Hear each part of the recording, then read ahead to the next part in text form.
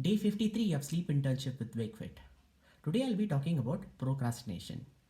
There are many techniques, apps, and self-help books available out there to tackle this problem of procrastination.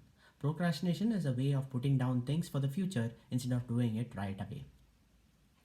One graph will definitely help us detach from this habit of procrastinating.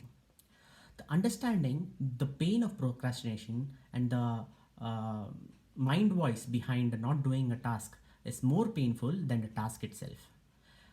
Let us assume that this video making process is a task for me and I have been procrastinating it from morning to evening.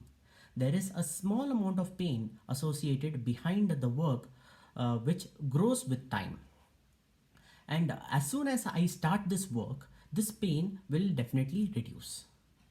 We will have to make ourselves understand, the present self understand, that it is more easier to start a task than handle the pain of procrastinating. We have a graph which if we insert in our mind if we brain tattoo this particular graph, it will be more helpful for us to handle this pain of procrastinating. So this graph is where the x-axis talks about the time associated with the task and y-axis talks about the pain associated with the task. So here what we have is, from going from point A to point B is the task is done. So when you start the task, the pain of the work will be heavy. Also, the pain of procrastinating will be heavy.